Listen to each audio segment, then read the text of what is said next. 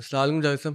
وعلیکم السلام۔ سر وہ ہم مولانا روم رحمۃ اللہ تعالیٰ علیہ کا جو کلام آپ سے پڑھ رہے ہیں، سیکھ رہے ہیں، جیسے کہ آپ نے پچھلی نشست میں فرمایا تھا کہ اس پر نعت کا عنوان مولانا نے نہیں دیا، تو یہ غزل ہے، آپ ایٹ بیسٹ اس کو نعت یا غزل کہہ سکتے ہیں۔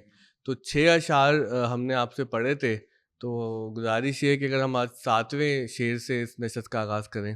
اس نعت میں آگے چل کے اب جو کچھ شعر ایسے آئیں گے جن سے ایک چیز جو رسول اللہ صلی اللہ علیہ وسلم کے ساتھ خاص ہے، یعنی آپ صلی اللہ علیہ وسلم نذیر بھی ہیں اور بشیر بھی ہیں، اور آپ صلی اللہ علیہ وسلم قیامت کی خبر دینے آئے ہیں، تو اس میں جو جلال چاہیے وہ جلال کا پہلو بھی آئے گا کہ آپ وہ محمد علیہ السلام آ گئی، اور پھر یہ نہ صرف یہ کہ دنیا آسمان سب کچھ جو ہے وہ زیر نگیں ہو گئے، بلکہ ملک مخلد جو کہا تھا کہ ہمیشہ رہنے والا ملک، اس کا اگلا مرحلہ بتا رہے ہیں کہ اب قیامت آ جائے گی۔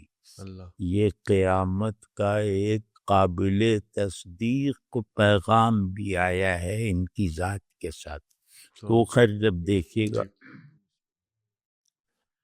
تو 7واں شعر پڑھتے ہیں کہ چند کند زیر خاک صبر رواں ہائے پاک، ہیں ز لحد بر جہید نصر مؤید رسید۔ چند کند کب تک کرے زیر خاک مٹی کے نیچے، صبر رواں ہائے پاک یعنی پاکیزہ روحیں، مدفون دوستوں کی پاکیزہ روحیں کب تک زیر زمین صبر کریں، مطلب وہ کب تک اسی حالت اشتیاق میں رہیں جو ان سے برداشت نہیں ہو پا رہی۔ تو اٹھ جاؤ ان ارواح پاک سے کہا جا رہا ہے کہ اٹھ جاؤ قبر سے نکل آؤ، یعنی قبر سے جست لگا کے نکل آؤ، کیونکہ وہ مدد آ پہنچی ہے جس کو اللہ کی تائید حاصل ہے۔ نصر مؤید کا مطلب ایک تو یہ کہ ایسی مدد جو یقیناً اللہ کی طرف سے ہے، اور یہ بھی کہ اللہ کی یقینی نصرت آ پہنچی ہے، یعنی اللہ کی نصرت کے یہاں یہ معنی ہے کہ تم نے واقعی بہت صبر کیا تھا، تو اب اس صبر کا صلہ آ پہنچا ہے، وہ اس صبر کی وجہ سے اللہ کی سب سے بڑی جو نصرت ہے وہ آ پہنچی، اور اب تم لوگ قبر سے باہر جست لگا دو۔ کیا صبر تو ویسے صبر کا صلہ ہے ہی نصرت، یعنی ویسے بھی قرآن نے اب یہ قیامت کی نشانیاں بھی ہیں نا، قیامت آئے گی دیدار حق کے لیے، تو دیدار حق اسی کو ہوگا جیسے دیدار رسول صلی اللہ علیہ وسلم ہوا، تو گویا تم پہلے مرحلے دید پہ آ پہنچے ہو، قبروں کو چھوڑو، جست کرو اور نور احمدی کا مشاہدہ کر لو، تاکہ تمہیں اس وعدہ دید پہ نہ صرف یہ کہ یقین ہو جائے بلکہ حق کو دیکھنے والی بینائی بھی نصیب ہو جائے۔ تو نصر مؤید میں یہ بھی ہے کہ 2 مرحلے پر مشتمل مدد، کہ مدد آ پہنچی تو مدد ایک ہے، اور مؤید، اب یہ مؤید میں دونوں پہلو ہیں کہ ہاں وہ مدد آ پہنچی جو یقیناً اللہ کی طرف سے ہے، تائید یافتہ نصرت آ پہنچی، تو تائید یافتہ نصرت میں یہ کہ تم جب انہیں دیکھو گے تو حضور حق میں رہنے کا پہلی مرتبہ حال حاصل کرو گے. تو کوئی شک نہیں ہے کہ تم حضور حق میں ہو، کیونکہ حق مطلق، حق محض کی ضمانت حاصل ہے، تائید حاصل ہے کہ انہیں دیکھنا حق کو دیکھنا کہا جا سکتا ہے. طبل قیامت زدند سور حشر می دمد. طبل قیامت زدند، اب پورا منظر کھینچ رہے ہیں کہ سور حشر می دمد. وقت شدہ مردگاں حشر مجدد رسید. قیامت کا طبل پیٹا جا رہا ہے اور حشر کے سور میں پھونکا جا رہا ہے. دمیدن در سور ہوتا ہے کہ دمت میں یہ بھی ہے کہ اٹھ رہا ہے اور دوسرے کو اس میں سور پھونکا جا رہا ہے. تو سور حشر پھونکا جا رہا ہے.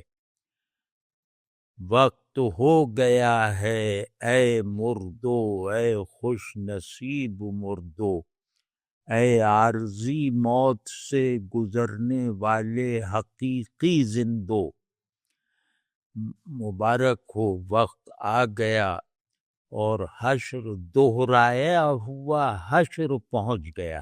حشر مجدد کا ایک مطلب ہوتا ہے دہرایا ہوا، تازہ کیا ہوا، اور دوسرا مطلب یہ ہوتا ہے کہ وہ بہت زیادہ جیسے بنا دیا گیا. مجدد یعنی پوری طرح فارم کیا ہوا حشر آ پہنچا ہے، یعنی کہ انہیں دیکھنے کے بعد قیامت کوئی نیا تجربہ نہیں ہوگی. تو یہ انہیں دیکھنا بھی مردے کے لیے حشر ہے اور خدا کو دیکھنے کی تمہید ہے. مجدد میں یہ پہلو بھی شامل ہے کہ اس حشر کے بھی دو درجے ہیں. ایک حشر یہ جو تم اب جس کی تمہیں بشارت دی جا رہی ہے، اور ایک حشر وہ جس کی یہ بشارت دینے آئے ہیں. یہ ذرا ذہن میں رہے. اس میں سر ایسی ضمنی ایک بات میرے ذہن میں آ رہی تھی کہ میں نے پورا تو نعتیہ لٹریچر ظاہر ہے نہیں پڑھا، لیکن کافی حصہ پڑھا ہے. تو ہمارے اردو میں کسی نے اس موضوع سے استفادہ نہیں کیا، ایسا لگتا ہے کہ رسول اللہ صلی اللہ علیہ وسلم کو حشر مجدد کہنا، یا پھر جو آپ نے فرمایا کہ صبر کا اجر ہے کہ وہ تائید آئی. تو یہ ہمارا اردو لٹریچر اس مضمون سے تو خالی رہ گیا. اردو لٹریچر سے بہت سی چیزوں سے خالی رہ گیا، کیونکہ ہم بہت سی چیزوں سے خالی ہیں نا. جی جائے صاحب، اگلا شعر نمبر 9 ہے. جی ہاں، یہ بہت دقیق ہے اور بہت اس میں تہداری ہے. وہ ہم کوشش کرتے ہیں تو اس سے یہ کہ قرآن شریف کے یہ جو فریزز ہیں یہ بھی شاید بہتر طریقے سے سمجھے جا سکیں. بوسر ما فی القبور حصل ما فی الصدور، آمد آواز سور روح بمقصد رسید. اب اس میں اندرونی قوافی کا بہت اچھا اہتمام ہے. قبور، صدور، سور. تو یہ جو خوش آوازی پیدا کی ہے، یہ خوش آوازی نرم لہن میں نہیں ہے، بہت گرینجر کے ساتھ ہے کہ ایک جیسے مافوق ایک کائناتی سمفنی سی ہے جس کا یہ اندرونی جس کے یہ قوافی ہیں، جس کا یہ آہنگ ہے. تصویر کھنچ جاتی ہے اس سے. تو اب بوسر ما فی القبور کوریدے جائیں. شاہ عبد القادر صاحب محدث دہلوی رحمۃ اللہ علیہ کا جو ابھی دیکھا ہے تو کمال کا ہے کہ بوسر ما فی القبور کہ کوریدے جائیں وہ سب جو قبر میں ہیں. اس کا مطلب یہ ہے کہ قبروں میں کوئی نہ رہ جائے، سب باہر نکال کر کھڑے کر بکھیر دیے جائیں. تو قبر چھپا نہیں سکتی ان مردوں کو جو انہیں دیکھنے کے مشتاق ہیں. واہ تو واہ پہلا جو ہے واہ وہ واہ یہ ہے. واہ. تو اور حصل ما فی الصدور، اور ظاہر کیا جائے، ظاہر کر دیا جائے جو کچھ کے سینوں میں ہے، جو کچھ کے دلوں میں ہے، جو کچھ کے خواہشوں میں ہے، جو کچھ کے نیتوں میں ہے یا ارادوں میں ہے. تو اب قبر کیا ہے؟ قبر ایک سیپ ہے وجود کا، یعنی قبر سیپی ہے انسان کی، جس نے انسان کو پوری طرح محفوظ کر لیا ہے کہ اب اس میں سے انسان کا کوئی ایک جز بھی باہر نہیں ضائع جا سکتا. قبر نے اسے وصول کر کے خود کو اس طرح بند کر رکھا ہے. تو آدمی کے ذرے ذرے کو سمیٹے ہوئے مضبوطی سے بند ایک صدف کی طرح ہے قبر. یہ مضبوط صدف بھی ٹوٹے گا خود سے، اور اس مضبوط صدف پر کوئی باہر کی فورس اپلائی نہیں ہوگی کہ باہر سے توڑا جائے گا. اس شوق کو ایسی قوت دے دی جائے گی کہ جو خود اس شوق کی قوت سے، جس شوق کو یہ مرا ہوا لے کے مرا ہے، وہ شوق اتنا ابھار پیدا کرے گا کہ یہ قبر جو ہے نا وہ کسی بوائلر کی طرح پھٹ جائے گی اس کے جوش اشتیاق سے. کیونکہ وہ جوش اشتیاق کیوں ہوگا کہ روح محمد آ رہی ہے. اب یہ کائناتی خبر ہے، یہ زندوں کو بھی مل جائے گی اور مردوں کو بھی مل گئی.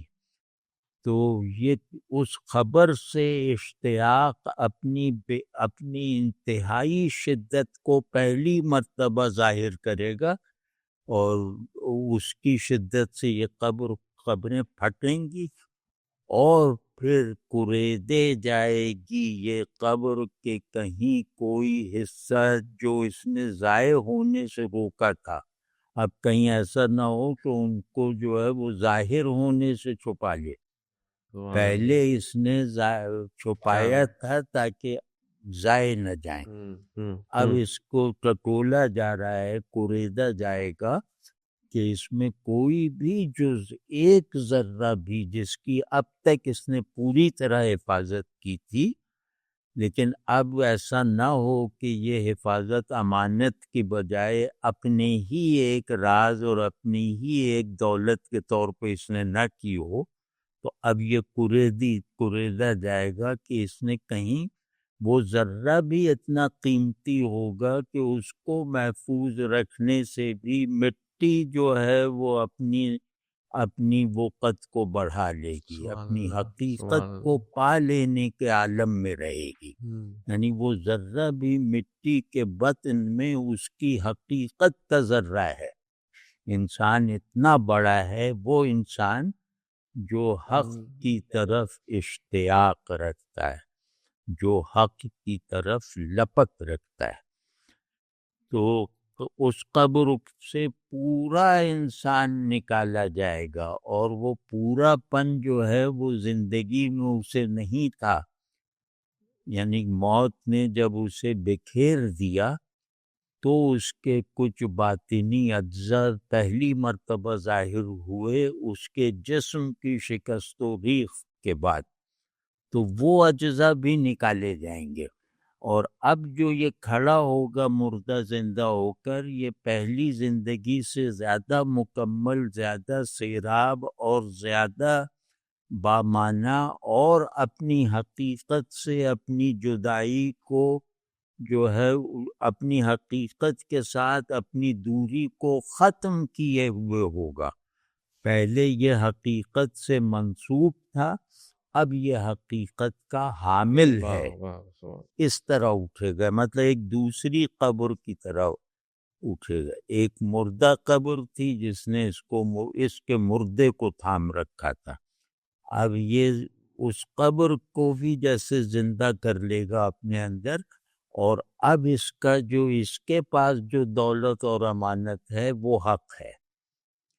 اب یہ زندہ صدف ہے گوہر حق کا، تو یہ اٹھے گا اور پھر اس دیکھے گا، مطلب اپنے پہلے حشر، اپنے پہلے ظہور حق کو دیکھے گا، یہاں تک کہ یہ آ کے یہ بتائیں گے کہ تم بھی اسی قبر کی طرح پھٹ جاؤ گے، اور دوسرا حشر ہوگا جس میں حق تم سے نکلے گا، اور یہ پتہ چلے گا کہ اس امانت کی تم نے حفاظت ٹھیک سے کی تھی یا نہیں. واضح ہے نا کہ دوسری زندگی کی روح حق ہے، جو مردہ بھی کی جا سکتی ہے، زندہ بھی رکھی جا سکتی ہے، کیونکہ وہ فری ول کے حامل وجود کو دی گئی نا. تو اب وہ چاہے تو اسے خراب کر دے، چاہے تو ویسے ہی رکھے حفاظت سے. تو دوسرا حشر یہ پوچھنے کے لیے ہوگا کہ ہم نے تمہیں یعنی ہم نے تمہیں عاشق ہو جانے کے لیے جتنا دیکھنا درکار تھا اتنا دکھا دیا تھا خود کو، تو اب تمہارا کوئی عذر نہیں سنا جائے گا بعد میں. ٹھیک ہے نا؟ یعنی کہ البم اب رسول اللہ صلی اللہ علیہ وسلم تشریف لائے تو ہر نابینا جو حق سے نابینا ہیں ان کو ایک البم سا مل گیا، اور وہ البم یہ کہتے دیا گیا کہ اچھی طرح اپنی آنکھیں بھی ٹھنڈی کر لو، اور اپنے آپ کو دیکھنے والوں کے لیے بھی کچھ نہ کچھ حضوری کا انعکاس کرنے والے بن جاؤ. تو اس البم کی روشنی میں تو اب اور اسے سنبھالے رکھنا، جب تک جینا اس البم کی دید میں اپنی طرف سے نہ کوئی اضافہ کرنا نہ کمی کرنا، کیونکہ دیکھے ہوئے حق میں بھی نہ اضافہ کیا جا سکتا ہے نہ کمی. یہی رسول اللہ صلی اللہ علیہ وسلم کے ساتھ تعلق کا حق ہے کہ نہ اضافہ کرو نہ کمی کرو. اور پھر جب تم اس کی حفاظت وہاں کر لو گے تو جو خود رسول اللہ صلی اللہ علیہ وسلم کا دیکھا ہوا نہیں تھا وہ بھی انہیں اور تمہیں اپنی اپنی حیثیت کے مطابق دکھائی دے جائے گا. سبحان اللہ. سمجھ ہیں آپ؟ تو اب یہ کہ وہ سرا ما فی القبور حصل ما فی الصدور، کہ ظاہر کیا جائے گا. اب یہ کیا جائے گا میں مطلب ہے کہ ہو جائے گا یہ شامل ہے، کیونکہ کیا جائے گا کا فاعل واضح نہیں ہے، تو جو فاعل جمع کے صیغے میں ہو اور اس کی ضمیر کہیں نہ جا رہی ہو تو وہ فاعل ہمیشہ اللہ ہوتا ہے یا کارکنان تقدیر ہوتے ہیں. یہ فارسی زبان کا قاعدہ ہے. تو حصل ما فی الصدور، اچھا نہیں وہ تو فارسی کا ہے، یہ تو عربی میں ہے کہ ظاہر ہوگا، ظاہر ہو گیا، ظاہر کیا جائے گا جو کچھ کے سینوں میں ہے. اب کمال کی اس میں انہوں نے وہ مناسبت پیدا کی ہے قبور اور صدور میں. مناسبت تو ظاہر ہے اللہ نے پیدا فرمائی، لیکن انہوں نے پہلی مرتبہ جیسے ہمارے سامنے رکھا کہ صدر بھی قبر کی طرح ہوتا ہے، صدر بھی صاحب سر ہوتا ہے کہ اپنے سر کو بازار میں نہیں لاتا، اس کو اندر ہی اندر رکھ کے وہ اسے پروان چڑھاتا ہے. تو قبر بھی مردے کی پرورش کرتی ہے موت کو مکمل کر کے، اور سینے میں بھی سر کی زندہ کی وہ دیکھ بھال ہوتی ہے اپنے آپ کو مردہ سمجھ کر. مردہ زندہ کو سموئے ہوئے ہے یہ صدر ہے، اور وہ جو ہے مردہ مردے کو لے کر اپنی مردنی کو متاثر کیے بغیر، یعنی اپنی حیات سے بے نیاز رہتے ہوئے اس موت کو کامل زندگی کے لائق بنا رہی ہے، یعنی جو موت جس پر آئی ہے اسے اس موت سے پوری طرح گزار کر اسے نئے سرے سے اب ایک ایسی زندگی کے لائق بنا رہی ہے جہاں موت نہیں ہے، یا موت کی یہ قسم نہیں ہے۔ واضح ہے نا یہ؟ تو جو اب پھٹ پڑا ہے، آپ یوں سمجھیں کہ پھٹ پڑا قبر پھٹ پڑی اور جو تھا ظاہر ہو گیا، سینے شق ہو گئے، جو تھا سامنے آ گیا۔ آمدہ آواز سو، کیونکہ حشر کیا ہے؟ حشر ہے دروازے غیب کا کھلنا۔ جو سب سے بڑا شور ہوگا نا، وہ اس دروازے کے کھلنے کی آواز ہوگی، جو خاموشی سے زیادہ خاموش اور آواز سے زیادہ پرشور ہوگی۔ تو وہ ہے اصل آواز جو لوگوں کو زندہ کر دے گی اور سب کچھ کر دے گی۔ جو یہاں نہیں ہو سکتا تھا سب اس دن ہوگا نا۔ اب وہ جو یہاں سب سے زیادہ جس محال کی ہمیں فکر تھی کہ یہاں تو ہو ہی نہیں سکتا، لیکن کاش کوئی تو صورت ہو، وہ وہاں ہو جائے گا۔ یعنی غیب یہاں جس طرح ہر جز میں غیب تھا، وہاں ہر جز غیب کے پردے کو اپنے پر سے اتار دے گا، اجزاء یعنی صفات وغیرہ۔ واضح ہے نا؟ تو اب اتنا بڑا واقعہ ہو رہا ہے، شہود غائب ہو رہا ہے اور غائب شہود میں آ رہا ہے۔ یہ ہے واقعہ جو اگر سوچیں بھی تو رونگٹے کھڑے ہو جاتے ہیں کہ ماہیت جنس بدل رہی ہے، شہود غیب میں جا رہا ہے، غیب جو ہے وہ شہود میں آ رہا ہے۔ تو آمدہ آواز سور، اب یہ سور کی آواز غیب کا دروازہ کھلنے کی آواز ہے۔ آمدہ آواز سور، روح بمقصد رسید۔ سارے معنی مقصد میں شامل کر دیے جو ہم کہہ رہے ہیں، اور وہ بھی جو ہم نہیں سمجھ پائے یا نہیں کہہ پائے، وہ بھی کہ آواز سور بلند ہوئی۔ آواز سور کیا ہے؟ انسان میں پھونکا اللہ نے، سور میں پھونکا اللہ کے مظہر جلال نے۔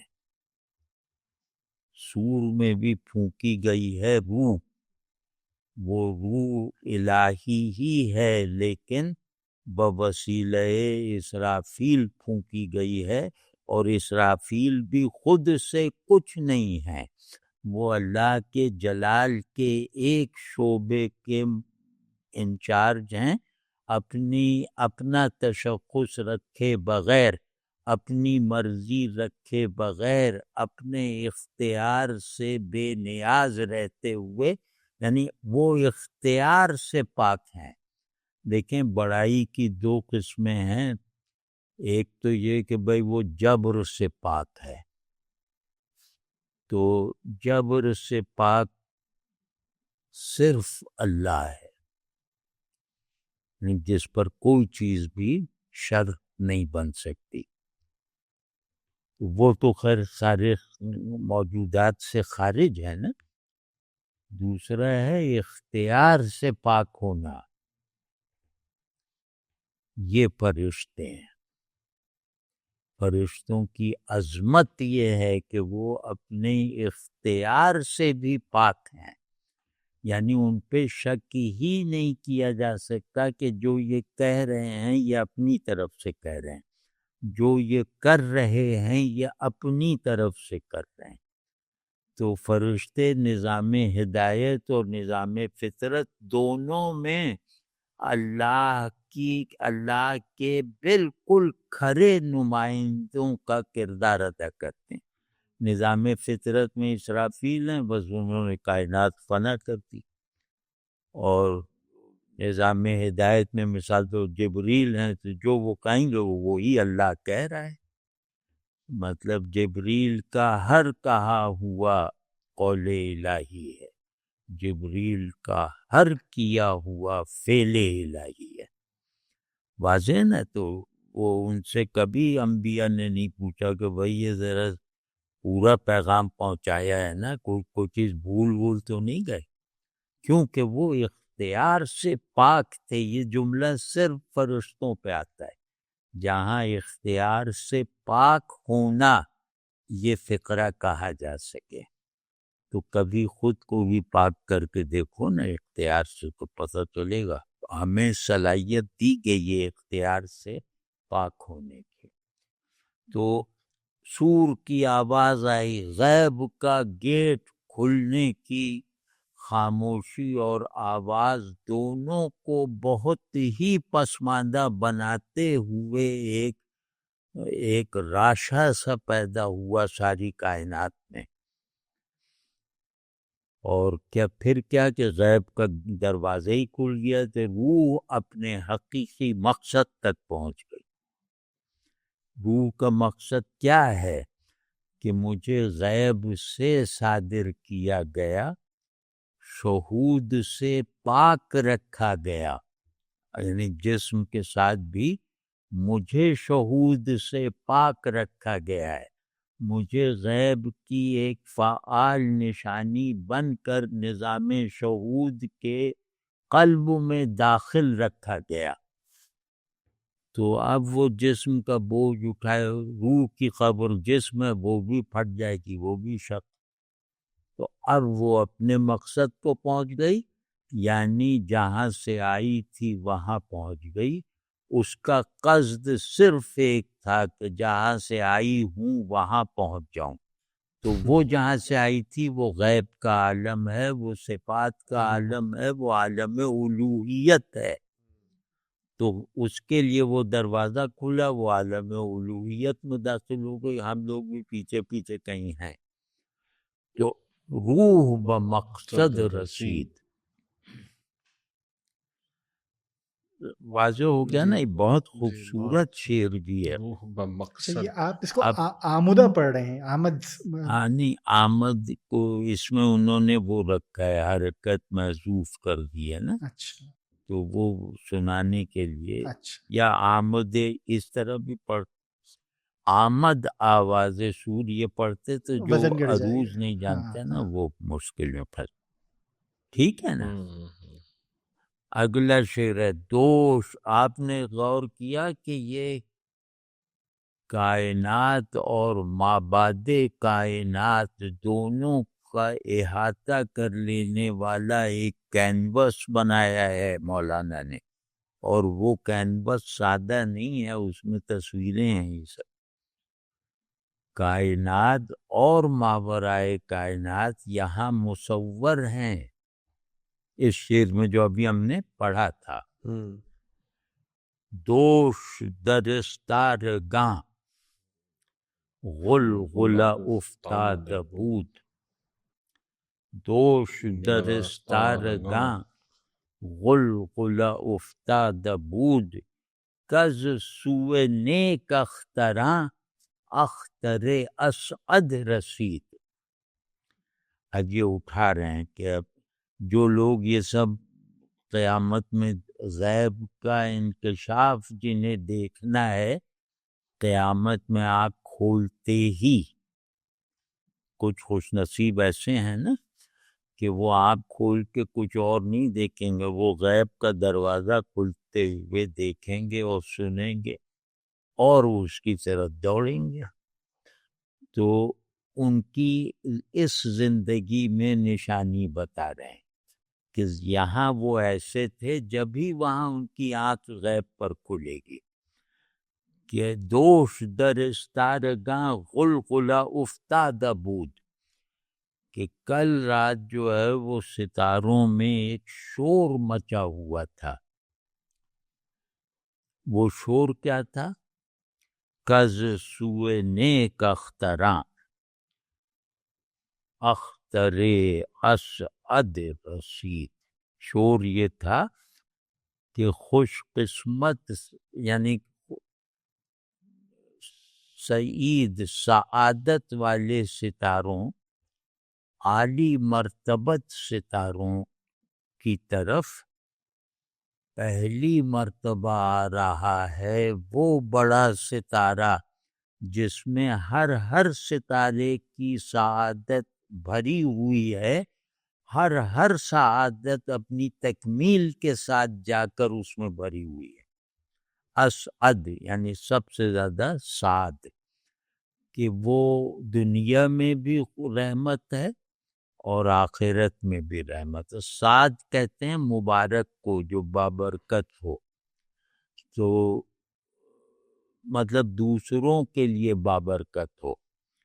تو اس میں جیسے وہ ہوتا ہے ہم لوگوں کے نجوم وغیرہ میں کہ یہ سعد ستارہ ہے، یہ نحس ہے. سعد اور نحس کے تضادات ہیں نا، منحوس اور خوشخبری والا، برکت والا، رحمت والا. تو کچھ ستارے جو ہیں وہ تقدیر کے ایجنٹس کی حیثیت سے رحمت سے مربوط ہیں، اور کچھ جو ہیں وہ جلال اور قہر سے منسوب ہو کر وہ جیسے روندنے کے لیے آئے ہیں، یہ اگانے کے لیے. تو کہہ رہے ہیں کہ ان میں جو موجودات ہیں انسانوں میں، وہ جنہوں نے رخ رکھا منبع سعادت کی طرف، جنہوں نے اپنی ذات سے خیر اور رحمت کو جو ہے وہ کیا نام ہے اظہار میں رکھا، تو ان انتہائی اونچے مرتبے کے اولیاء اللہ کی طرف وہ ولی اللہ آ رہا ہے جو لوگوں میں ولایت بانٹتا ہے.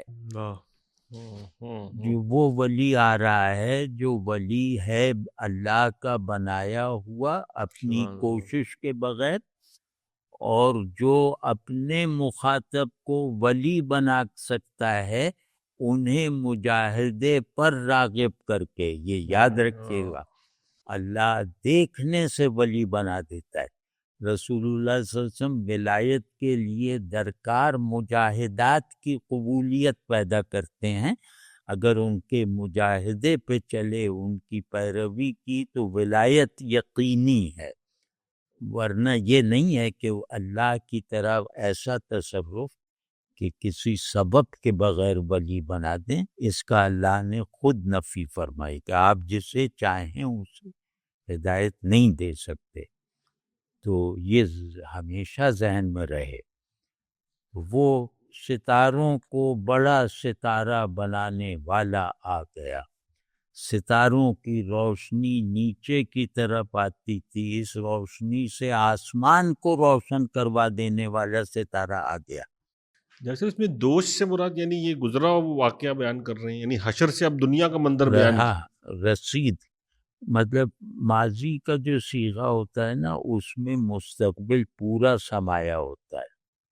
یہ زبانوں میں یہ قاعدہ ہوتا ہے کہ مستقبل پر یقین کے ساتھ کوئی حکم لگانا ہو تو اسے ماضی کے صیغے میں پھر یہ کہ اس میں وہ زمانہ بھی آ جاتا ہے کہ آپ صلی اللہ علیہ وسلم پیدا ہوئے تھے، اس تھے کو حال اور مستقبل سب کا احاطہ کرنے والا بنایا جاتا ہے. تو تو اب آسمان میں ستاروں کا ذکر آیا نا، تو اب وہ آسمانی علامتیں مزید لا رہے ہیں.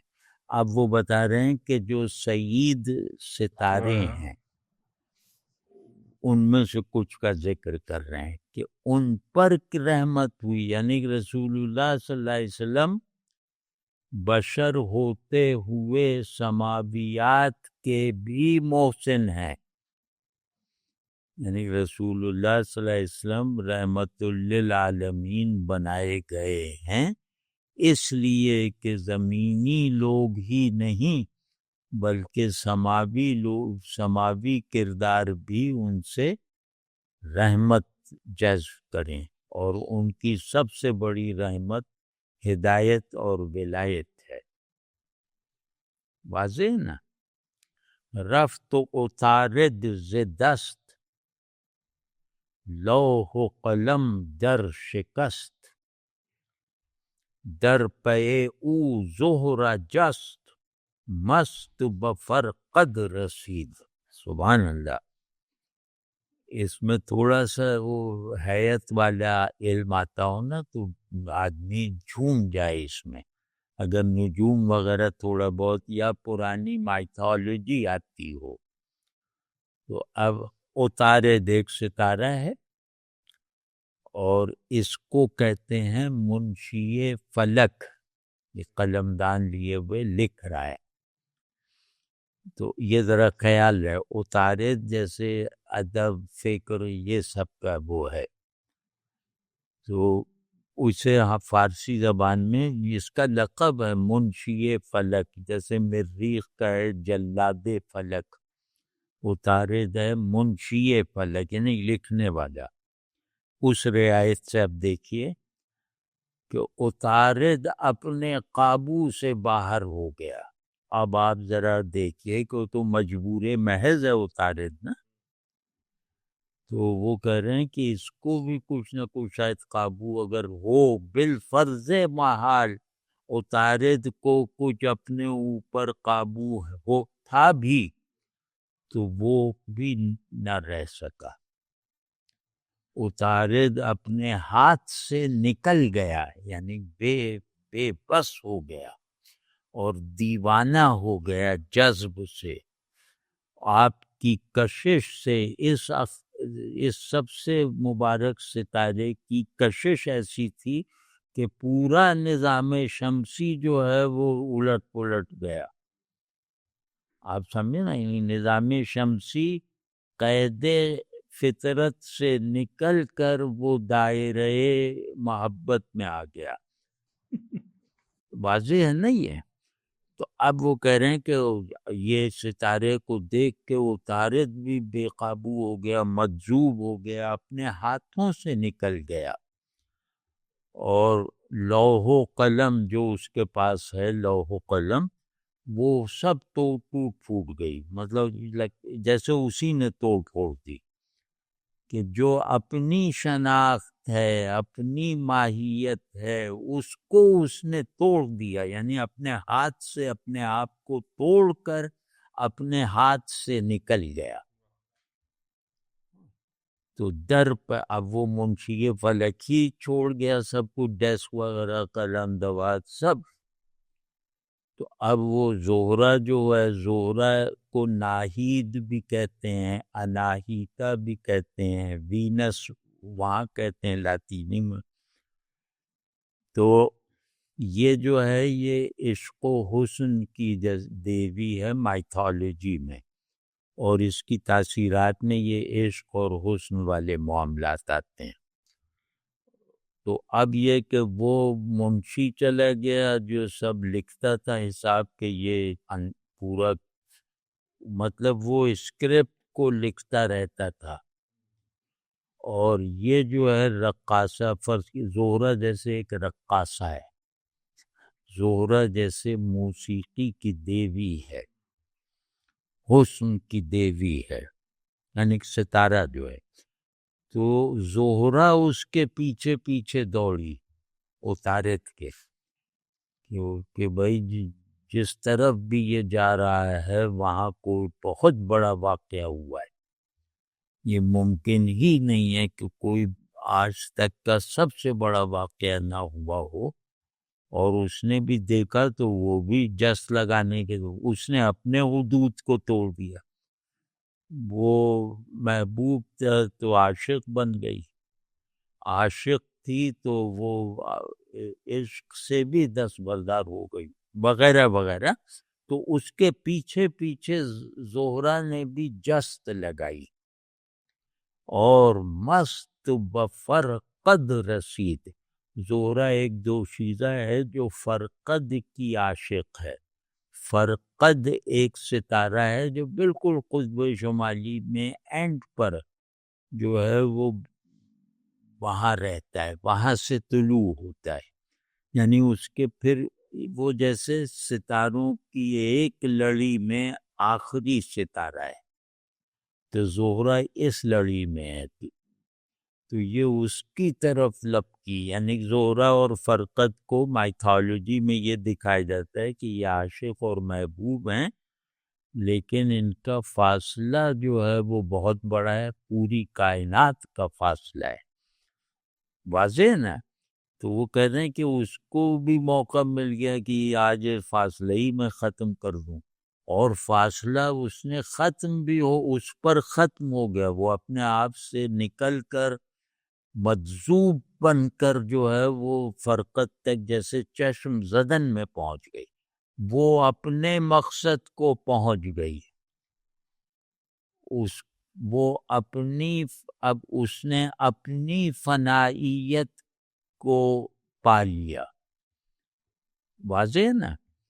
تو اب سب اپنے اپنے سے نکل رہے ہیں، اور فرقت بھی بدلا ہوگا نا، یہ انسیڈ ہے نا کہ فرقت کو تو زہرہ سے دور رکھنے کے لیے بنایا گیا تھا، تو وہ سارا اسکیمی سب تلپٹ ہو گئی، اس سے جیسے ایک کائناتی معجزہ ہو گیا۔ قرص قمر رنگ ریخت، یہ نظم کی طرح جیسے ہم منظر بمنظر چل رہے ہیں، قرص قمر رنگ ریخت سوئے اسد می گریخت، کہ قمر کی جو ٹکیا ہے گول سی، یہ رنگ ٹپکانے لگی، رنگ برسانے لگی، اور سوئے اسد یعنی برج اسد جو ہے، شمس و قمر کا قران نجوم میں سب سے بڑا صادق قران ہوتا ہے، یعنی کہ قمر اگر اسد میں چلا جائے تو یا ان میں نظر بن جائے تو یہ سب سے مبارک واقعہ ہوتا ہے تقدیری۔ تو اب دیکھیں کہ کائنات میں سب سے بڑا جو برکت مبارک اور تقدس یا سب سے زیادہ معانی رکھنے والا، ٹریجڈی، ناکامی، نقص، سب سے مکمل طور پر پاک کر دینے والا جو واقعہ ہوتا ہے وہ ہے قران شمس و قمر۔ وہ اس پہ میرا شعر بھی ہے کہ وہ ساعت، اب دیکھیں یہ 10ویں جماعت کا ہے، ہم اس وقت بھی جانتے تھے، وہ ساعت اور ہے جس کی طرف نہیں کوئی، یہاں طرف بھی نجوم کی اصطلاح ہے، میں اور سلیم احمد نجوم بھی پڑھتے تھے، رٹے بھی تھے وہ برج وغیرہ، کہ وہ کیا ہے، طرف، وہ ساعت اور ہے جس کی طرف نہیں کوئی، طرف کے 2-3 معنی ہیں یہاں، قران شمس و قمر میں شرف نہیں کوئی، تو یہ ہے وہ قران شمس و قمر، تکوین میں سب سے بڑا واقعہ قران شمس و قمر، تو تکوین میں بھی سب سے بڑا واقعہ شب میلاد میں ہو رہا ہے، تشریح میں سب سے بڑا واقعہ 40 سال بعد ہوگا، ٹھیک ہے نا؟ تو قمر رنگ ٹپکانے لگا، یعنی خوش ہو گیا، شادمانی کا رنگ آ گیا اس پہ، یہ سفید پڑا رہتا تھا سرخ ہو گیا، اور سوئے اسد می گریخت، اور اسد کی طرف جیسے بکب دوڑ پڑا، نہیں کہ ہر اپنے اوپر سے بندش توڑ کے، گریختن کا مطلب ہے بندشیں توڑ کے دوڑنا، تو سب بندشیں جو نظام فطرت کی ہیں اپنے اوپر سے توڑ کے وہ اسد کی طرف دوڑ گیا، دوڑ رہا تھا، گفت میں خیر است، گفت ساقی بے خود رسید، کہ پھر میں تو یہ سب دیکھ رہا ہوں تھا، تو جب قمر کا یہ حال دیکھا تو میں نے اس سے پوچھا بھائی خیر ہے، سب ٹھیک تو ہے؟ تو اس نے جواب دیا کہ جو بے خود ساقی آ پہنچا ہے، یعنی وہ ساقی جس شراب کا مالک ہے، وہ شراب ساقی کو پہلے بے خود کرتی ہے، میخواروں کو بعد میں، اور وہ ساقی شراب سے بے خود ہوتا ہے اور میخواروں کو اپنے سے بے خود کر دیتا ہے۔ وہ شراب تقسیم نہیں کرتا، وہ شراب صرف اس کے لیے اتری ہو، تو اس کی مستی دوسروں کو سرمست کرتی ہے۔ تو کہہ رہے ہیں کہ اس نے کہا بھائی ساقی بے خود آ گیا تو اس کے بے خودی نے ہمیں بھی بے خود کر دیا، اتارد نہیں رہا، قمر نہیں رہا، اسد نہیں رہا، تو سب جیسے کسی ایک ڈیوائن فرینزی میں آ گئے ہیں نا۔ وہ ڈیوائن فرینزی اللہ کی طرف سے انتہائی قرب کو زندہ حالت میں جیسے ایک ہوا کی طرح چلائے رکھنے والا موجود آ گیا ہے، مظہر آ گیا ہے۔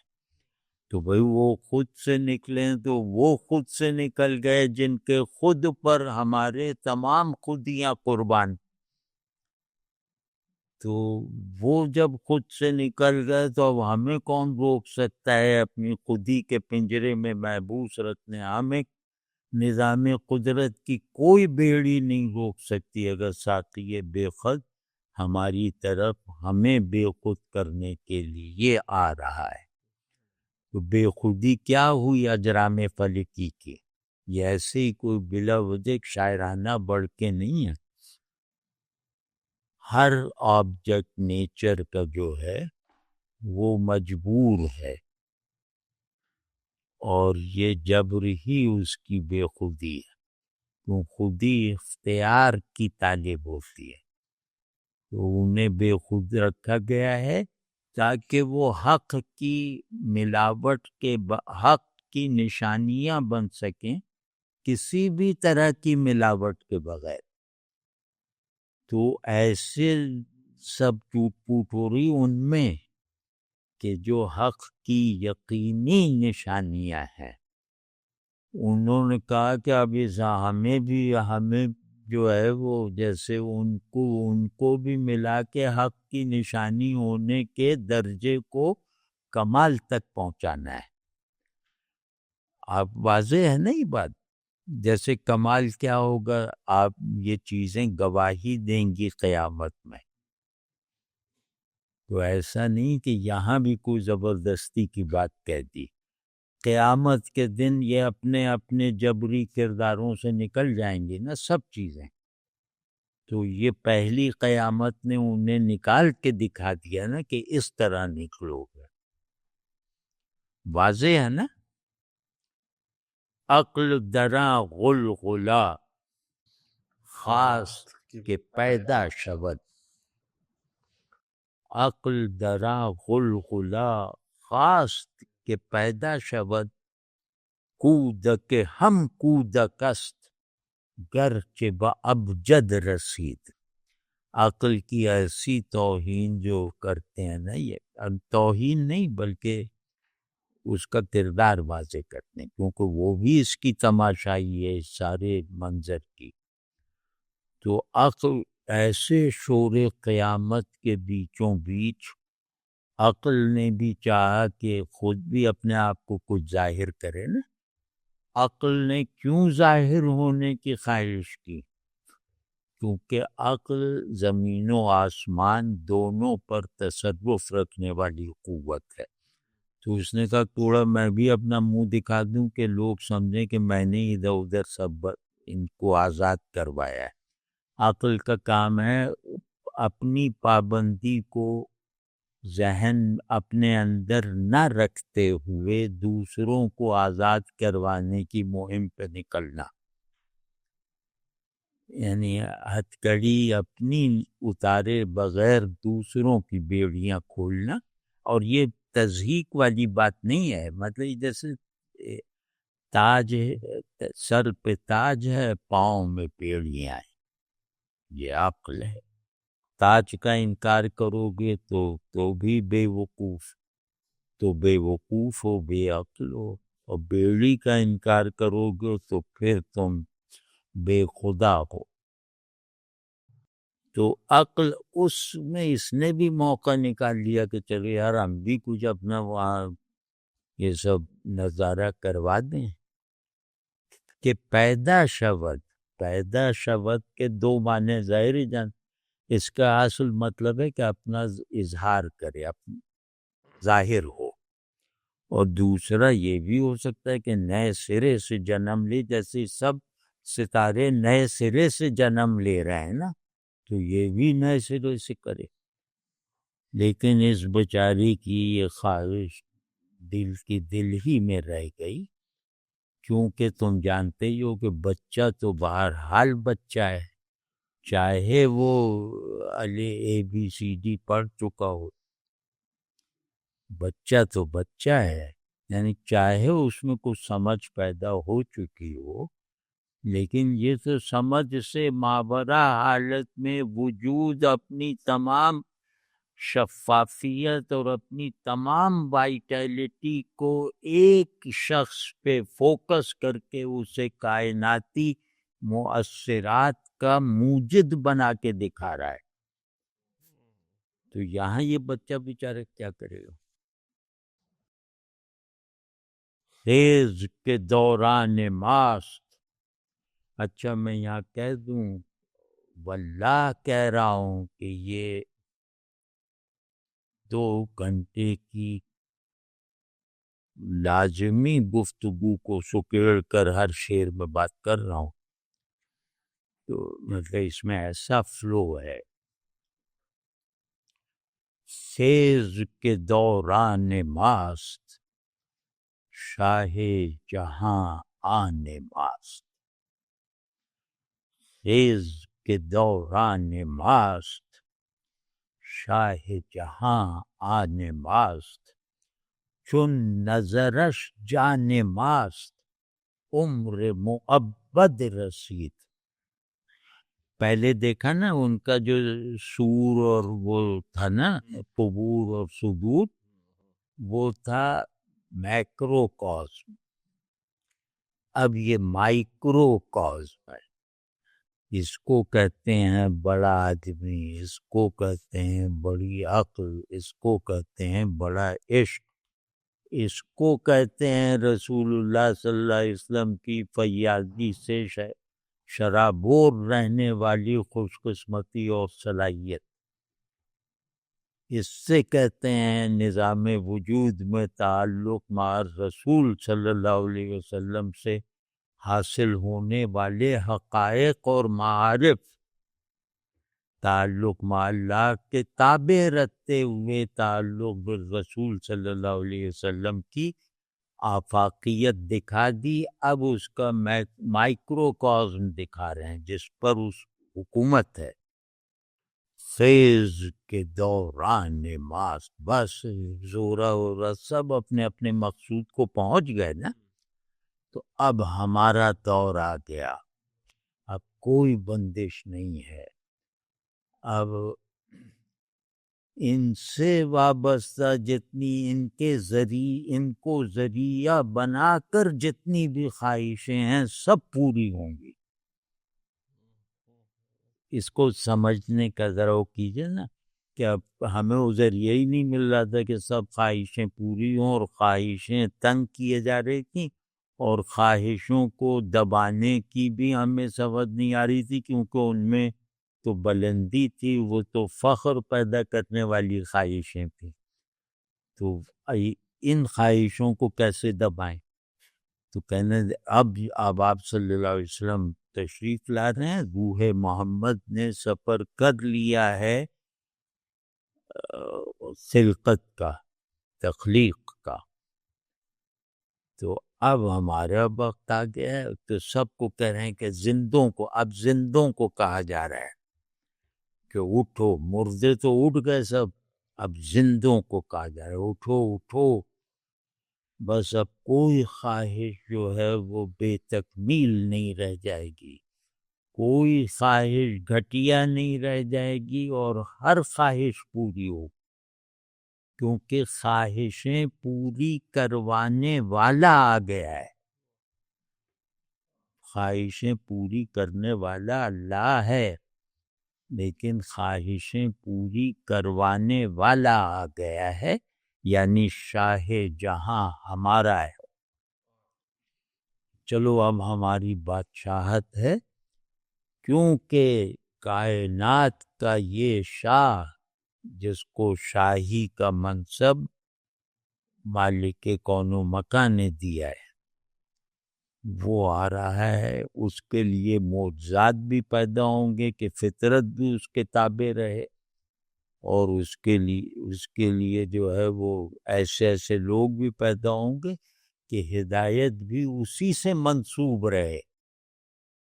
تو شاہ جہاں رسول اللہ صلی اللہ علیہ وسلم کو فرمایا کہ اٹھو ہمارا دور آ گیا، ہمارے بادشاہ آ گئے، اور وہ اپنے بادشاہ کے سامنے ہماری عرضیاں پیش کریں گے اور ان کو منظور کروائیں گے. ہمیں اب کسی چکر میں پڑنے کی ضرورت نہیں کہ اس کے مرید ہو جائیں، اسے امام بنا لیں، کسی کی ضرورت نہیں. یا عقل کو رہنما بنا کے ترکیبیں سوچے کہ کیسے خواہش پوری ہو، کچھ بھی نہیں ہے. اب حق جو ہے وہ اس اپنے حالت غیاب میں بھی لائق حصول ہو گیا ہے. تو چون نظرش جان ماست. کیوں یہ سب ہم کیوں کہہ رہے ہیں کہ اٹھو اٹھو بس جلدی چلو، سب اب ٹھیک ہو جائے گا اور بادشاہ آ گئے ہمارے. تو وہ ہمارے انفس کے بھی بادشاہ اور آفاق کے بھی بادشاہ. دیکھا نہیں اتارے دوڑے دوڑے چلا جا رہا ہے، یہ سب دکھا کے کہہ رہے ہیں نا وہ. تو اور کیونکہ اس کی نگاہ ہماری جان ہے، وہ دیکھ لے تو ہم مرنے والے میں. اس کی نظر میں آ جانا عمر ابد پا لینے کے مترادف ہے. اس کی نظر میں اپنے آپ کو ایسا سجانا کہ اس کی نگاہ پردہ پسندیدگی کی. تو یہ اس سجانے کا کام، پھر تمہیں سجانے کا کام تم نہیں فرشتے کیا کریں گے، اور یہ سجاوٹ ابدی تسلسل میں رہے گی. تو کیونکہ ان کی نظر ہماری جان ہے، وہ جان جو کبھی ہم سے جدا نہیں ہو سکتی، ان کی نظر ہی سے تو ہم موجود ہیں، اور ان کی نظر سے موجود ہونے والا کسی اور حادثے سے معدوم ہو ہی نہیں سکتا. تو عمر معبد رسید، کیونکہ انہوں نے دیکھ لیا ہمیں مسکراتے، وہ دیکھیں گے ضرور، کیونکہ ہم تو پہلے ہی سے ان کے منتظر ہیں. تو جب وہ دیکھیں گے تو بس پھر کیا ہے کہ یہ 70 برس 80 برس یہ سب چکروں سے ہم نکل جائیں گے، اور ان کی نظر سے حاصل ہونے والی زندگی کے فلو میں، اس کی برکتوں میں، اس کی پروازوں میں، اس کے غواسیوں میں ابدی طور پر متحرک رہیں گے. یعنی کہ لا مکانی کی فضا میں رہنے کے لیے جس ابدی تسلسل اور حرکت کی ضرورت ہے وہ ان سے فراہم ہوگی. جی سر، اب شعر نمبر 15 ہے یہ. ساقی بے رنگ و لاف، ریخت شراب از گزاف، رقص جمل کرد قاف، عیش ممدد رسید. یہ بھی کمال کا ہے کہ ساقی بے رنگ و لاف، ایسا ساقی آیا جس کی شراب میں نہ کوئی رنگ ہے اور نہ کوئی بگ بگ اور جھک جھک، نہ اس میں جو ہے وہ دکھاوا ہے، دکھاوا کرنے والی رنگینی ہے، نہ دوسروں کو متاثر کرنے والی چمک دمک ہے. اور نہ بڑھ کے مارنے والی جو ہے وہ کوئی بڑھ کے مارنے والا کوئی عنصر ہے.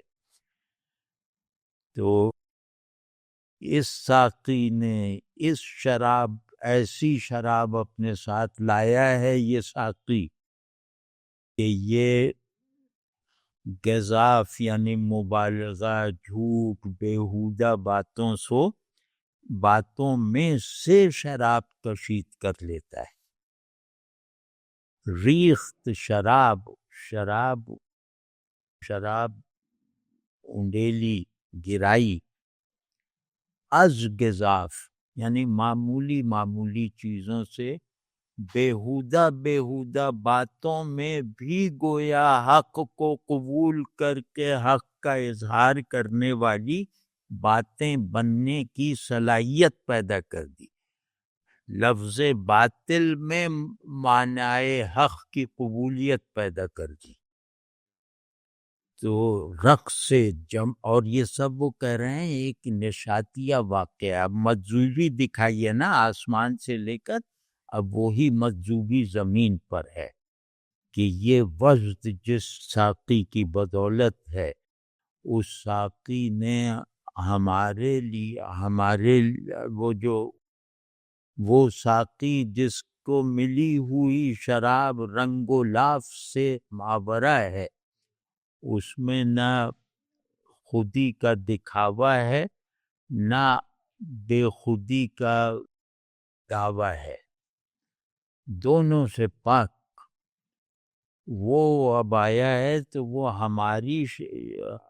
ہماری جو یہ بلا وجہ کی دکھاوے کی سرمستیاں اور نشے میں چور ہو جانے کی جو اداکاری ہے، یعنی شراب کی ضرورت ہمیں ہے، لیکن شراب میسر نہ ہونے کی وجہ سے نشے میں ہونے کی جو اداکاری ہے اور وہ تصوراتی نشہ اس ساقی سے نسبت نہ رکھنے کی بدولت ہمارے اندر سے سوائے ہمارے کچھ اور نہیں ظاہر کرتا.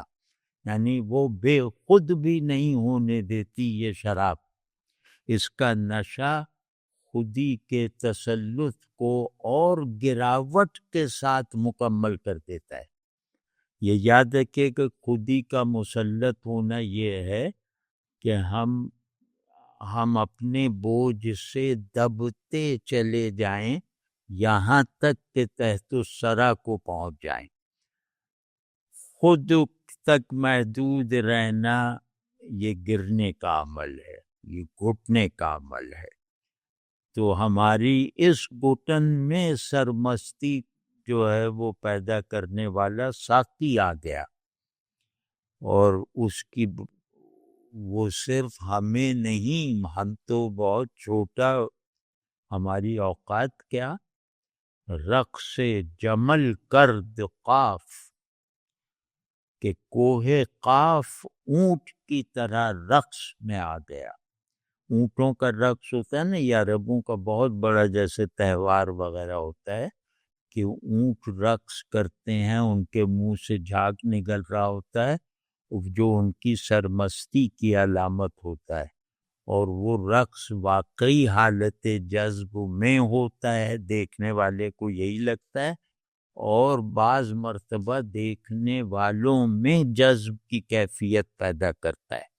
تو اب یہ کہہ رہے ہیں کہ یہ پہاڑ کوہ قاف کی ایک علامت یہ ہے کہ جو پہاڑ ہماری رسائی میں نہیں ہے، جہاں کی دنیا ہی الگ ہے، جہاں پریاں ہیں، جہاں جن ہیں، یعنی جہاں پاور ہے، جہاں بیوٹی ہے، یا جہاں اظہار حق ہماری زمین سے بہت زیادہ ہے. تو وہ والا قاف جو ہمارے لیے کوہ اسرار تھا، جو ہمارے لیے جیسے چھپے ہونے کا ایک استعارہ سا تھا، وہ کوہ قاف جس کے آگے ہر پہاڑ ذروں کا ڈھیر ہے، وہ سب سے مضبوط پہاڑ، وہ سب سے اونچا پہاڑ، وہ سب سے زیادہ اپنے آپ سے مطمئن پہاڑ، جسے پھر تو کوئی نہیں ہلا سکتا نا، تو اس کو دیوانہ بنا دیا اس ساقی نے، اور وہ ایسے ناچ رہا ہے جیسے تم سمجھ لو اپنے مشاہدے کے مطابق کہ جیسے تم نے اونچے اونٹوں کو گردن بالکل سیدھی کر کے ناچتے دیکھا ہے. تو سارا نظام ایسا ہو گیا ہے جیسے جمل دنیا کی ساری آبادی اونٹوں کا غلہ سمجھ لو، اور ہر اونٹ وجد میں آ گیا ہے، کیونکہ ایشے ممدد رسید، ہمیشہ رہنے والا نشہ جو ہے، ہمیشہ رہنے والا سرور، ہمیشہ رہنے والی ماورائے قیاس و طلب عشرت اور عیش، وہ اپنی پوری ضمانت کے ساتھ آ گیا ہے. یعنی جنت کا وعدہ یہ اس طرح کرتا ہے کہ اس 4 گز کو میرے لیے جنت بنا دیتا ہے. وہ جنت کا شوق اس طرح پیدا کرتا ہے کہ میں اپنے باطن میں جنت آباد کر لیتا ہوں اس کے نقشے کے مطابق. یعنی خواہش جنت جنت کے برابر ہی ہوتی ہے، یہ یاد رکھنا. اگر جنت کی خواہش ہو تو وہ جنت دیکھ کر جیسے لگے گی تو دیکھی بھاگی ہے، وہ سب نہیں حیرت سے ادھر ادھر دیکھے گا. اگر چلو یہ تو ہو گیا، جو اگلی منزل ہے اس کا ذرا فکر کرو، یعنی دیدار الہی کی منزل. تو عیش ممدد رسید، عیش میں زندگی، عیش کا ایک میں زندگی کا بھی پہلو ہے، بقائے دوام، راحت دائمی، اور مطلب یہ کہ اپنے آپ کو بھی اس لائق، اپنی خودی کو وہاں اون کرنے کے لائق بنا لینے والی جیسے اوپننگ مل جاتی ہے، وہاں ہم خود پر فخر کرنے کے لائق ہو جاتے ہیں، اپنی خودی کو خدائی سے بالکل منسوب کر لینے کے نتیجے میں. یعنی جنت میں ہماری بندگی کی تکمیل ہوگی نا، تو بندگی میری شناخت سے مشروط ہے. تو وہاں جس اپنے آپ سے جس طرح میں یہاں بیزار اور شرمندہ رہتا ہوں اور رہنا چاہیے، وہاں اللہ کے فضل سے اس شرمندگی اور بیزاری کا جواز نہیں رہ جائے گا. وہاں میں اپنے آپ کو اللہ کی حضور میں سب سے قیمتی تحفے کی حیثیت دینے کے لائق رہوں گا ہر وقت. یہاں اپنے آپ سے اس لیے بیزار ہوں کہ میرے ساتھ 10 کمزوریاں اور خباثتیں لپٹی ہوئی ہیں، میری کوئی بھی اچھائی پوری نہیں ہے. تو میں اپنے یہاں کیسے سوچوں کہ میں خود کو تحفہ بنا لوں؟ تو وہاں اللہ یہاں مجھے چھوڑنے کا انعام ایک پسندیدہ خودی کے سے نسبت پیدا کرنے کا موقع دے کے کرے گا کہ یہاں خود کو بھولنا عیب ہے. یہاں خود کو یاد رکھنا ضروری ہے تاکہ اپنے آپ کو ہماری نگاہ کی تاثیر سے زیادہ مطمئن بنا سکو، زیادہ سے زیادہ خوش رہ سکو. وہاں جنت کیا ہے؟ اللہ کی نگاہ شفقت میں رہنا، اللہ کی اس میں کہ بھئی اللہ نے ہم سے خوش ہے. اللہ تو اللہ ہم سے خوش ہے، اس یقین کے ساتھ رہنے کے لیے مجھے میری بہت بے چینی کے ساتھ ضرورت ہے. تو وہاں تم اپنے آپ کو پاؤ گے. جس نے یہاں خود کو چھوڑا ہے وہ وہاں اس خود کو پائے گا جس کو اللہ کی رضا نے تشخص دیا ہوگا، جسے اللہ کی رضا نے تعمیر کیا ہوگا، تو اللہ بس پہنچائے ان سب جگہوں تک۔ تو رقص جمل کرد قاف، یہ ابھی یہ بتا رہے تھے رانا آصف صاحب کہ اونٹوں کا ناچنا ممکنہ ترین اس کا عکس ہے پہاڑ کے ناچنے کا، اور پھر اونٹوں کے جذب کو گویا پہاڑ سے نسبت دینے میں بھی آسانی پیدا ہو گئی، یعنی قاف کو رقص میں آنے کے لیے جمل کی ضرورت پیدا کر کے دکھائی جو اس سے بہت چھوٹا ہے، اور جمل کے رقص کو جو ہے اس کو بڑی معنویت دینے کے لیے قاف کی ضرورت تھی، وہ پیدا کر کے دکھا دی، اور پھر قاف کو جو ہے وہ جمل کی طرح جو ہے جمل کے جذب کی ضرورت تھی، ایک ایسا جذب جو دیکھا ہوا ہو، مانا ہوا ہو۔ تو جمل کا رقص جذب دیکھا ہوا ہے، مانا ہوا ہے، اب میرے نزدیک قاف مجذوب کا تصور ممکن ہو گیا۔ یہ سب فنی کمالات ہیں۔ ہاں، رغم حسودان دین کوری دیوے لئیں، کہل دلو دید در چشم مرمد رسید۔ رغم حسودان دین کوری دیوے لئیں، دیکھ نہیں رہے کہ دین سے جلنے والے لوگ کیسے تباہ و برباد و ذلیل و خوار ہوئے، اور ان کے آنے سے ملعون شیطان جو ہے وہ اندھا ہو گیا، وہ اب اپنے شکار کو دیکھنے کے لائق نہیں رہا۔ تو جس کو دین کی آگ نے جلا رکھا تھا، اس کی ذلت و خواری کو قابل مشاہدہ بنا دیا احمد رسول صلی اللہ علیہ وسلم نے، اس کی باطنی بربادی کو ظاہر کر کے دکھا دیا، اور شیطان ملعون کو اندھا کر کے رکھ دیا، یعنی اسے بالکل بے بس کر دیا۔ اس کی قدرت کا جو سب سے بڑا سبب اس کا علم اور اس کا مشاہدہ تھا، وہ آنکھ پھوڑ دی جس سے کوئی چھپا ہوا نہیں تھا۔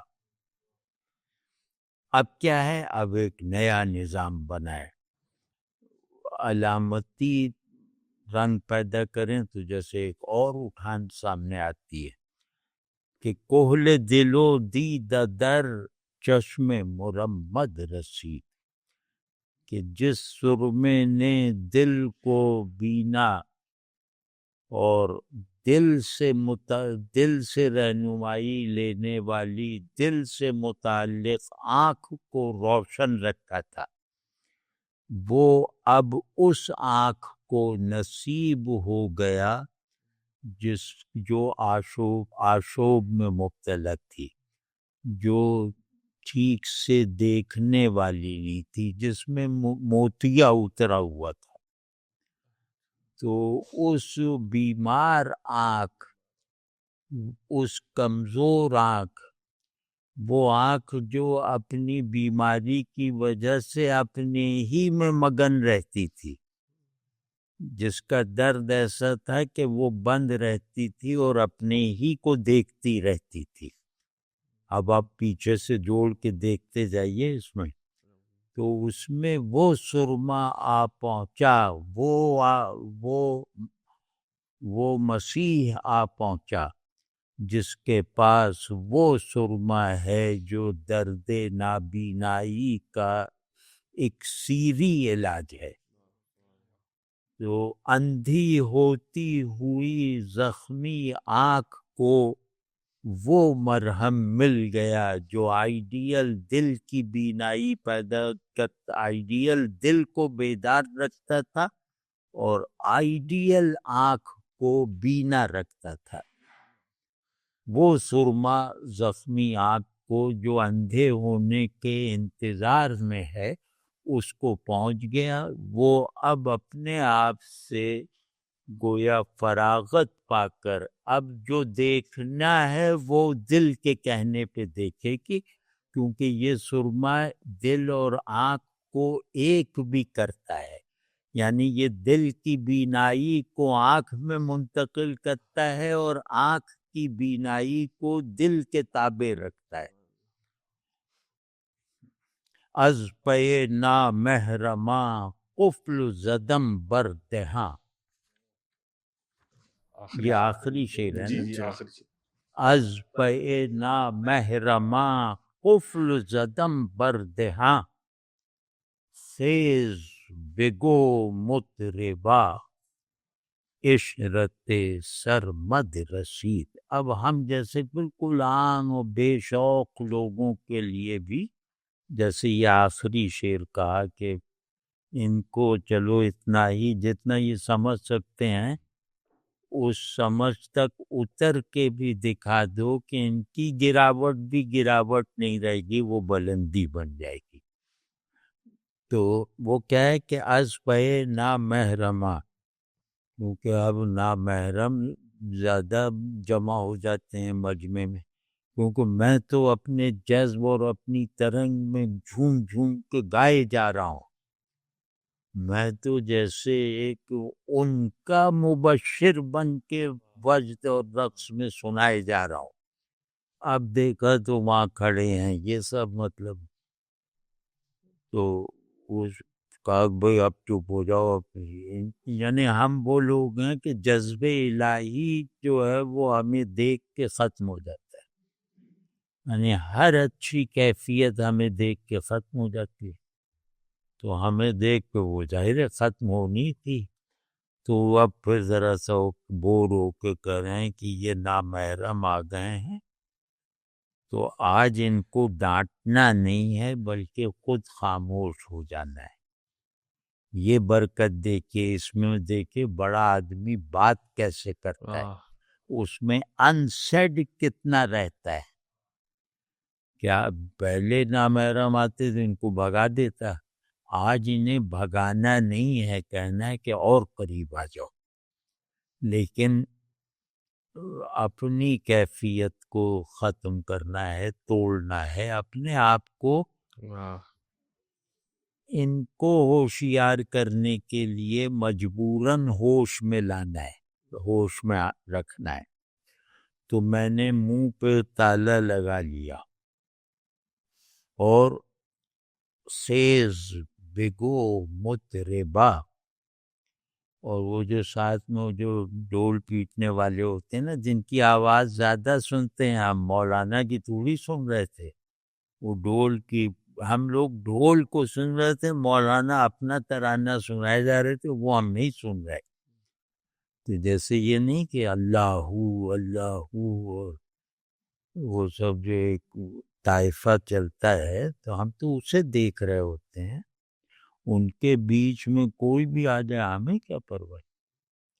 تو کہتے ہیں بھائی اب تم ہی اے مطرب جو ہم نے رکھا ہوا ہے تمہیں، تو یہ لوگ کیونکہ معاوضے پر مطربوں کو سنتے رہتے ہیں، ظاہر ہے ان کے تو سارے مطرب اور واعظ معاوضے پہ آتے ہیں، تو ہم تو خود مطرب ہیں اپنے آپ کو چھپا کر، تو اب وہ اپنے ہی لوور سیلف کو جیسے کہہ رہے ہیں کہ اے مطرب تو اب اٹھ جا، تو جو مگن پڑا تھا میرے ہائر سیلف کے واردات سے، اب میں ہائر سیلف کو سیل کرتا ہوں، لوور سیلف پر ہونے والی برکتوں کو میں انہیں شریک کرنے کی کوشش کرتا ہوں، اور وہ کیا ہے کہ ان سے کہے، اسی طرح گا گا کے کہے، کیونکہ یہ گانے سے جھومتے ہیں، ان پہ رونا اثر نہیں کرتا، ان پہ سنجیدہ لہجہ اثر نہیں کرتا، سوبرائٹی کے ساتھ قرآن شریف پڑھو تو یہ سونے لگتے ہیں، تو بھی گا گا کے جیسے وہ نہیں ہے پانی پتی لہجے میں قرات کر، تو یہ پھر کچھ لہن میں آئیں گے نا موسیقی کے اس میں، تو بہرحال ان کا ذوق جو پہلے ہمارے لیے بڑا ہی قابل نفرت تھا، آج قابل رحم بنا کر ان کو تھوڑا سا قریب لیا اور ان سے کہے کہ عشرت ہمیشہ رہنے والی عشرت مبارک ہو۔ اب یہ لفظ سنتے ہی تو یہ بالکل ہی اچھلنے لگیں گے، کہیں گے ہاں ہاں بہت مبارک، خیر مبارک، اور واقعی خوش ہو جائیں گے عشرت کو غلط معنی میں سمجھنے کی وجہ سے۔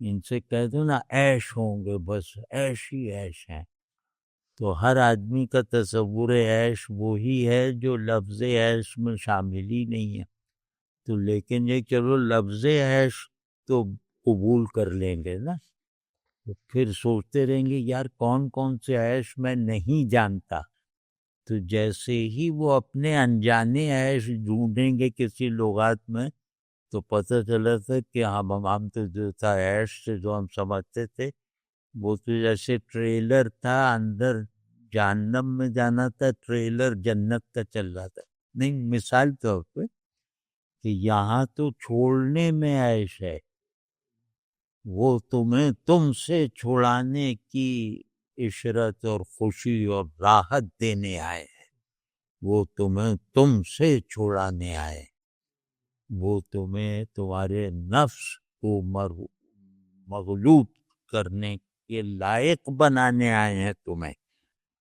ہم پھنس گئے کہ چلو نفس کو کچھ اور مزے ہوں گے، وہاں جا کے لغات میں دیکھا تو کیا کرے بھئی یہ تو اس کو قید کرنے آئے تھے، ہم سمجھے تھے آزاد کرنے آئے تھے، تو اس شرمندگی سے کچھ لوگ بہرحال رہ جائیں گے، یہ ایک طرز دعوت ہے۔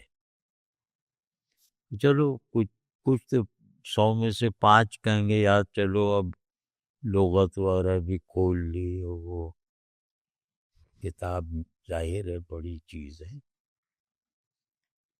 تو یہ بہرحال یہ کہ اب یہ کہہ رہے ہیں کہ اب لفظوں کی ضرورت نہیں رہ گئی، لفظ اتنی دیر تک میں استعمال کرتا رہا میں اپنی بات کہہ ہی نہیں پا رہا، تو اے مطرب ایسی تان اٹھا اور اس سے یہ پیغام ان تک پہنچا دے، ان کے حواس تک، ان کے دل تک، جو زباں داں نہیں ہے، جو معنی شناس ہے زباں داں نہیں ہے، تو اس کو کہہ کے عشرت سرمد، سرمد کہتے ہیں جس پہ ٹائم اپلائی نہ ہو، اسپیس اپلائی نہ ہو، تو اس پہلو سے معنی ان کو بھی وہ معنی چکھا دے جسے لفظ سمو نہیں سکتا۔ سرمد پہ جیسے ٹائم نہیں عائد ہوتا معنی پہ، اسی طرح ایک سطح آتی کہ لفظ درکار نہیں ہوتا معنی پہ، تو معنی کے لفظوں کی حدود کو توڑتا ہوا معنی ان کو ایکسپیرینس کرواتے۔ مطرب اسی کو کہتے ہیں کہ جو آپ کو جذب کے میتھڈ میں رکھے، فہم کی ضرورت نہ پڑنے دے، اور نشاتیہ ہے نا نغمہ،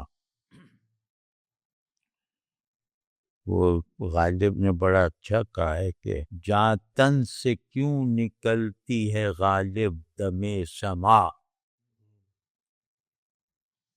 گر وہ صدا سمائی ہے چنگ و رباب میں، تو جان نکل کیوں جاتی ہے، تو وہ بھی یہاں متری اس روایت سے جڑی ہوئی بات ہے۔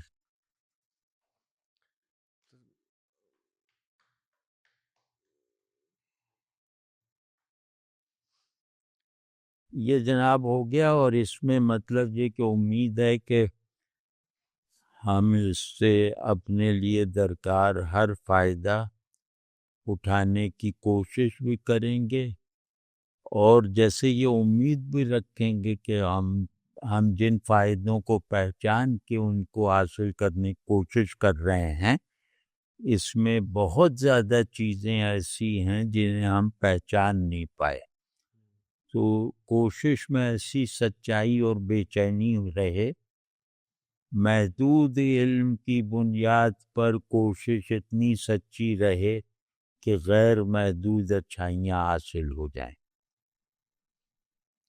یہ دعا کرنی چاہیے.